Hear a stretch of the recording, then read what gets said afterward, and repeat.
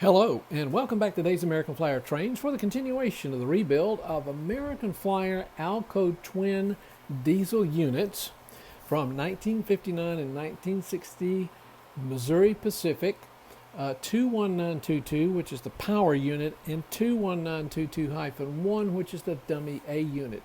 The dummy A unit, 21922-1, was previously rebuilt and the results published with an earlier YouTube video.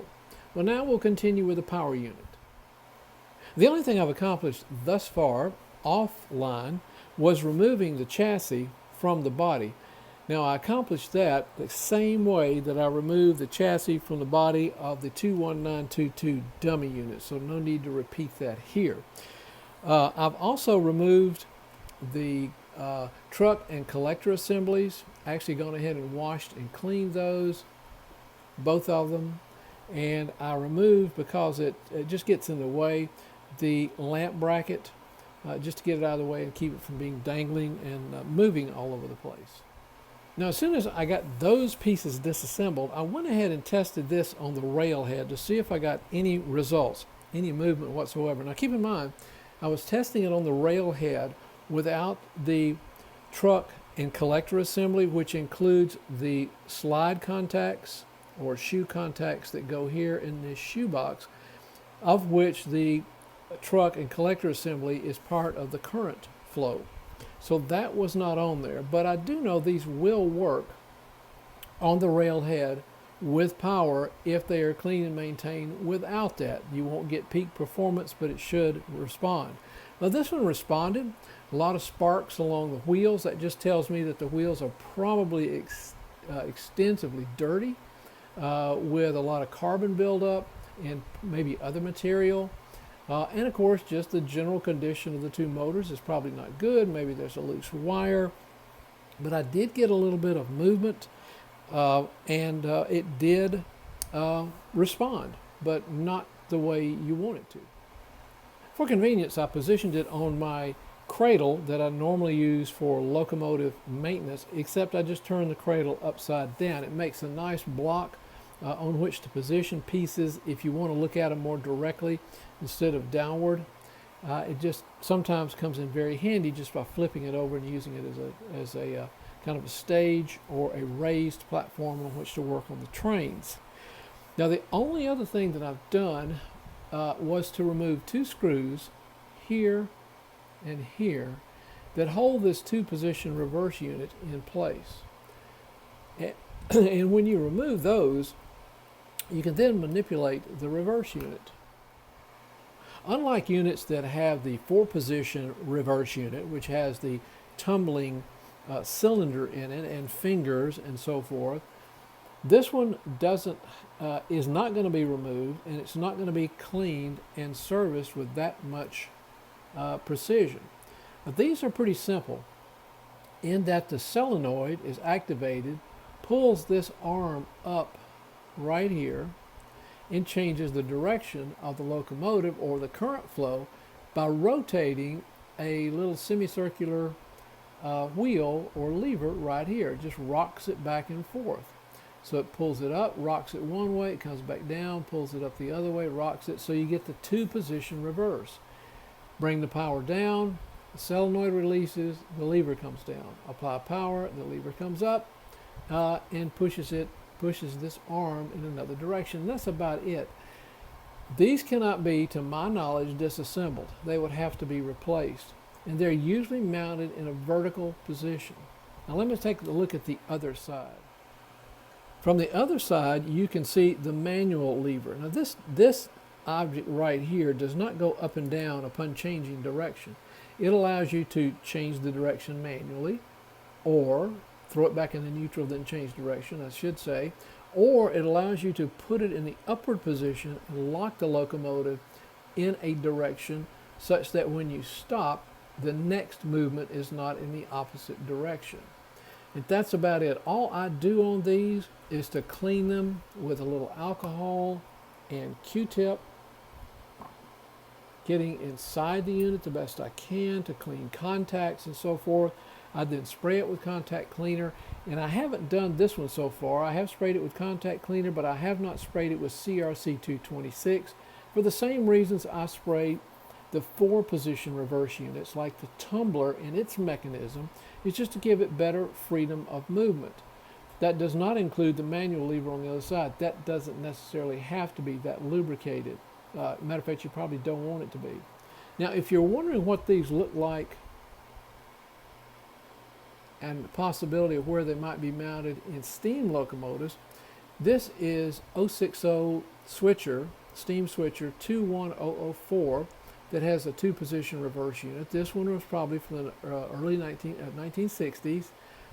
And the 2-position reverse unit, being that it needs to go in a vertical position, not horizontal, is mounted in the cab of the locomotive. It's not very attractive. You can definitely see it, even the profile, from the profile you can see it.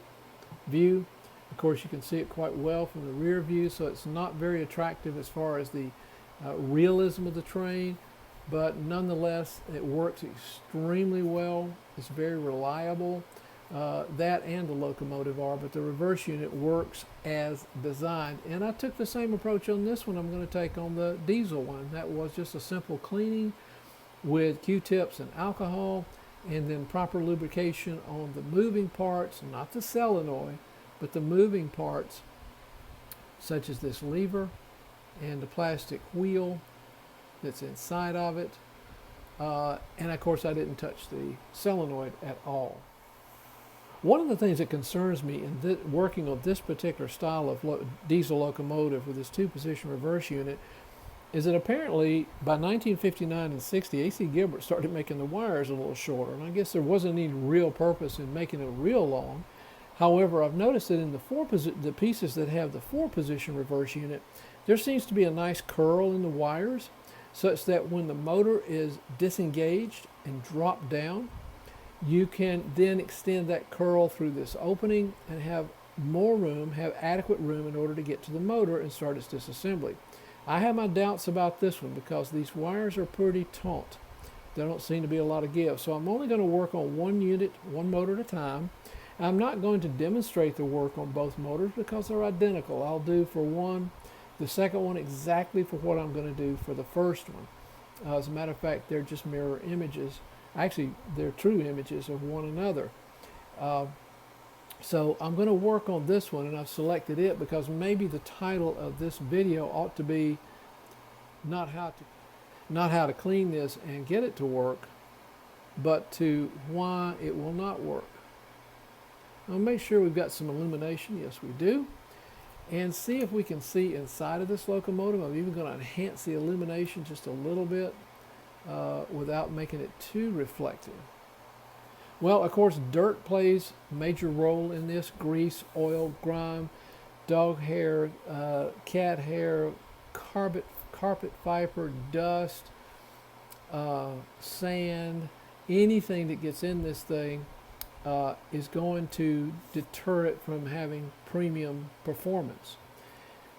This one I can actually see upon a real close examination some fibers which look to be carpet fibers. Now, and we all know that's not unusual. We probably all operated our trains at some point on wooden floors, hardwood floors, or on carpet.